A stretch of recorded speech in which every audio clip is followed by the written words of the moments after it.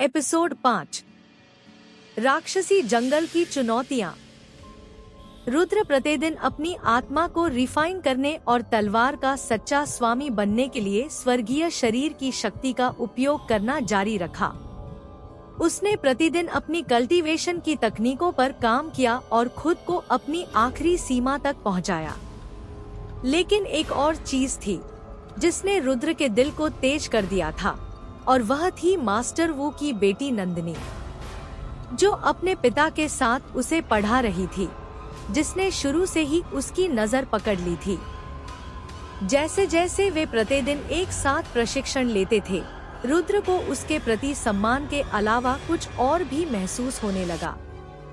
उसके मन में उसके प्रति भावनाएं बढ़ने लगी।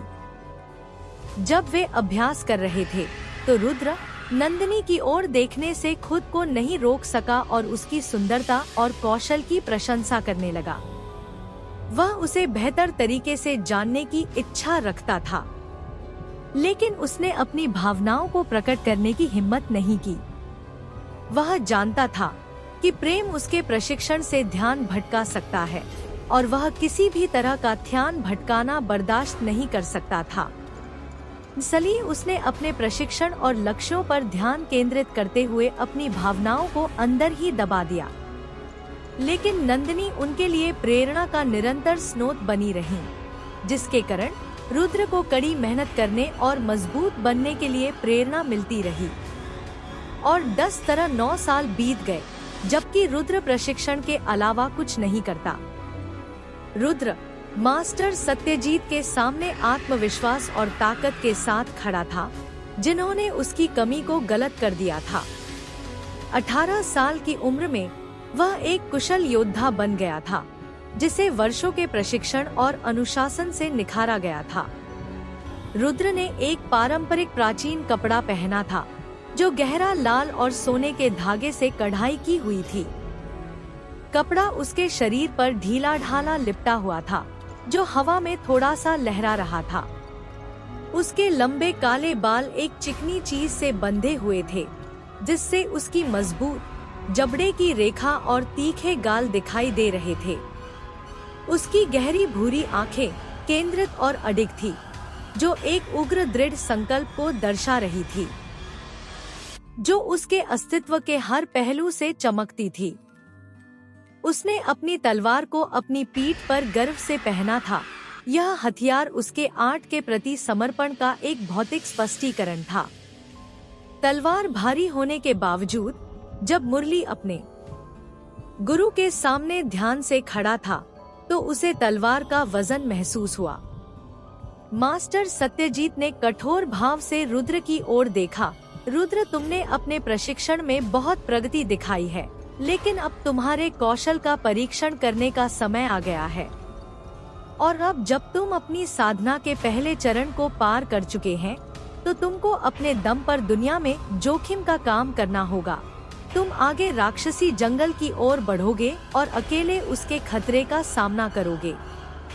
रुद्र को डर के साथ एक्साइटमेंट, दोनों भाव महसूस हुआ।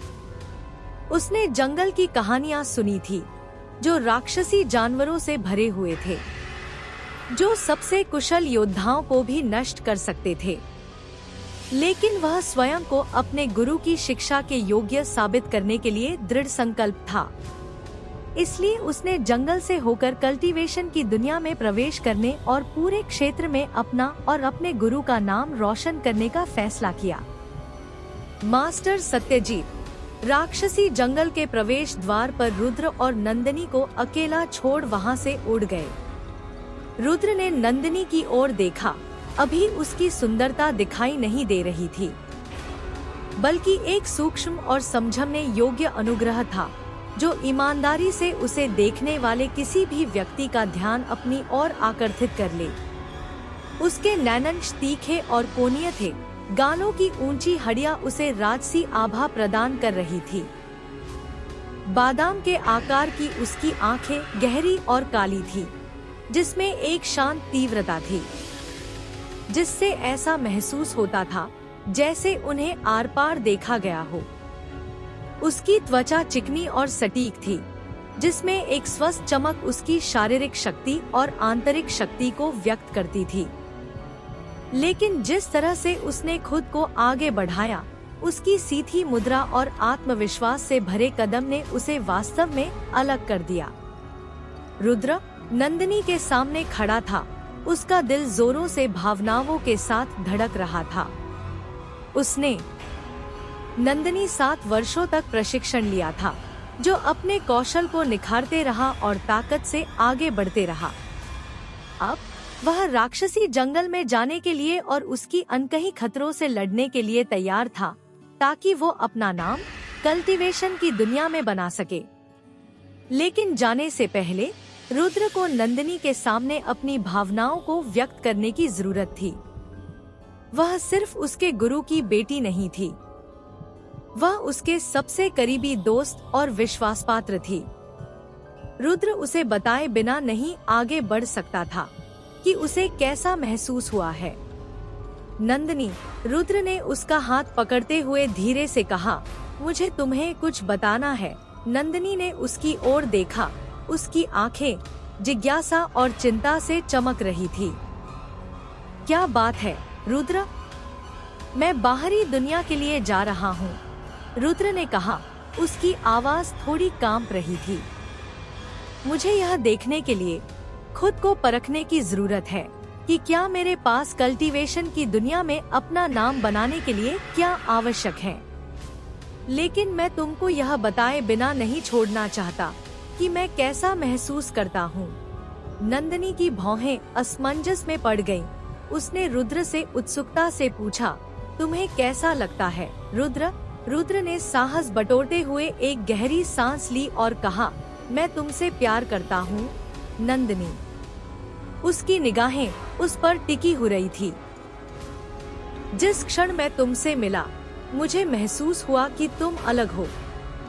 तुम इन सभी वर्षों में मेरी मार्गदर्शक, मेरी प्रेरणा बनी रही।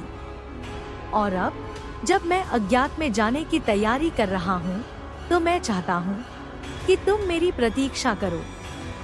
कृपया मेरी प्रतीक्षा करना, ताकि मैं तुम्हारे पास लौट सकूं, तुम्हारी रक्षा करने के लिए पर्याप्त मजबूत हो सकूं, तुमको ही वह जीवन प्रदान कर सकूं जिसकी तुम हकदार हो।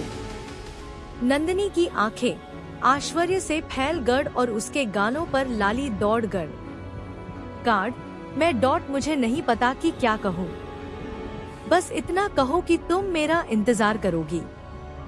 रुद्र ने उसके हाथ पर अपनी पकड़ मजबूत करते हुए कहा, कहो कि जब मैं लौटूंगा तो तुम यहीं रहोगी, ताकि हम साथ मिलकर भविष्य बना सकें। मुझे पता है कि यह आसान नहीं होगा, लेकिन मैं लुम से वादा करता हूँ नंदिनी, मैं तुम्हारे पास वापस आऊंगा, मजबूत, समझदार और तैयार होकर आऊंगा, ताकि हमारे रास्ते में आने वाली किसी भी चुनौती का सामना करने के लिए मैं सक्षम बन सकूं। नंदिनी ने धीरे से सिर हिलाया।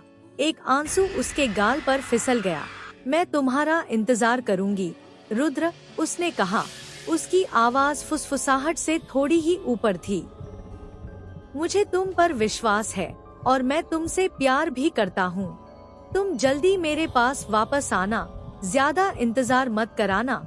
रुद्र ने नंदिनी का हाथ छोड़ने और वहाँ से जाने के लिए मुड़ने से पहले एक बार फिर अपना हाथ दबाया। जैसे ही वह राक्षसी जंगल के प्रवेश द्वार की ओर चला, उसने महसूस किया कि उसके भीतर एक तीव्र संकल्प जाग रहा है। वह अपने लिए नाम कमाएगा, वह देश का सबसे मजबूत कल्टीवेटर बनेगा और वह नंदिनी के पास लौट आएगा और आगे जो भी होगा उसका सामना करने के लिए तैयार होगा, क्योंकि वह उसकी किरण, उसकी आशा और उसका प्यार थी और कोई भी चीज उसे नंदिनी के पास वापस आने से नहीं रोक सकती थी। रुद्र ने बिना पीछे देखे राक्षसी जंगल में प्रवेश किया। जैसे जैसे वह राक्षसी जंगल में गहराई तक जाने लगा, उसने महसूस किया कि वह अधिक सतर्क और केंद्रित होता जा रहा है। रुद्र घंटों तक जंगल में भटकता रहा। उसका दिल डर की वजह से तेजी से धड़क रहा था। पेड़ मुड़े हुए और टेढ़े मेढ़े थे, जमीन उबड़ खाबड़ और खतरनाक थी। हवा में अलौकिक कोहरा छाया हुआ था, जिससे उसके सामने कुछ फीट से अधिक दूर तक देख पाना कठिन हो गया था। अचानक उसने धीमी गुर्राहट सुनी। राक्षसी जंगल में छाया से आ रही धीमी गुर्राहट को सुनकर उसका दिल तेजी से धड़कने लगा। उसने अपने तलवार को पीठ से उतारा और उसे कसकर पकड़ लिया। वह अपने रास्ते में आने वाले किसी भी राक्षस के लिए तैयार था। और फिर वह सामने आया। वह एक विशाल जानवर था। उसका फर एकदम काला था और आंखें भयानक लाल रोशनी से चमक रही थी। उसका जबड़ा खुला हुआ था, जिसमें बहुत तेज दांत दिख रहे थे, जिनसे लार टपक रही थी। रुद्र ने संकोच नहीं किया। वह आगे बढ़ा। उसकी तलवार ऊंची थी और जानवर भयंकर दहाड़ के साथ उसकी ओर दौड़ा। जैसे ही वे अंधेरे जंगल के बीच में भिड़े, रुद्र को अपने हर वार का भार और जानवर द्वारा छोड़ी गई हर सांस की गर्मी महसूस हो रही थी। उसने जानवर को चकमा दिया और उसके हमले से बच गया। उसकी हरकतें एकदम सटीक थीं और वह जानवर की सुरक्षा में उसकी कमजोरी ढूंढने की कोशिश कर रहा था। लेकिन वह जानवर मजबूत था और रुद्र ने जल्द ही खुद को रक्षात्मक स्थिति में पाया और अपने तलवार से एक के बाद एक हुए हमले को रोकने लगा। जैसे जैसे लड़ाई जारी रही, रुद्र की मांसपेशियों में दर्द होने लगा और वह थकावट से जलने लगा, लेकिन उसने हार मानने से इनकार कर दिया। उसने जानवर की ओर में देखा। दोनों ने एक दूसरे को अंतिम प्रहार करने का साहस दिया। और फिर ऐसा हुआ। जानवर रुद्र की ओर उछला। उसके पंजे फैले हुए थे और उसके जबड़े खुले हुए थे, लेकिन रुद्र तैयार था। एक तेज गति के साथ उसने अपना तलवार जानवर के दिल में घोंप दिया और फिर उस जानवर का शरीर एक भयानक गड़गड़ाहट के साथ नीचे जमीन पर गिर गया। रुद्र वहां खड़ा था। वह जोर जोर से सांस ले रहा था और अपने चारों ओर हो रहे नरसंहार का निरीक्षण कर रहा था। राक्षसी जंगल अकथनीय भयावहता का स्थान था, लेकिन इस बार रुद्र विजयी हुआ था। रुद्र अब राक्षसी जानवर को स्पष्ट रूप से देख सकता था और उसे एहसास हुआ कि उसने नश्तर क्षेत्र के एक साधारण जानवर से लड़ाई की है, जो कि एक छाया नुकीला बाघ है। उसे 10 युद्ध में अपनी कई कमियों का एहसास हुआ, क्योंकि नश्वर क्षेत्र के सामान्य स्तर के जानवर से लड़ने से उसके लिए कड़ समस्याएं पैदा नहीं होनी चाहिए थी। फिर भी उसके पास युद्ध के अनुभव की कमी थी, इसलिए उसने राक्षसी जंगल में जानवर से लड़ने का मन बना लिया, ताकि वह और अधिक युद्ध का अनुभव प्राप्त कर सके। रुद्र ने अपनी यात्रा जारी रखी। जबकि वह दिन के दौरान जानवर से लड़ता है, वह रात में अपनी तलवारबाजी की और कल्टीवेशन आर्ट का प्रशिक्षण लेता। रुद्र 1 महीने तक चलता है, जब तक कि वह जंगल के दूसरी तरफ नहीं आ जाता। अब उसके सामने साधना की दुनिया है। वह जानता था कि उसकी यात्रा अभी खत्म नहीं हुई है, लेकिन वह यह भी जानता था कि उसे सभी चुनौतियों से साहस और दृढ़ संकल्प के साथ लड़ना होगा। आगे क्या होगा? क्या रुद्र साधना की दुनिया में अपना रोशन कर पाएगा? क्या वो नंदिनी के पास वापस लौट पाएगा? कहीं वो राक्षसी जंगल में ही विफल तो नहीं हो जाएगा? जानने के लिए सुनते रहिए रुद्रा, अ प्योर वॉरियर, सिर्फ डार्विन साहू आयन आजे डीके चैनल पर।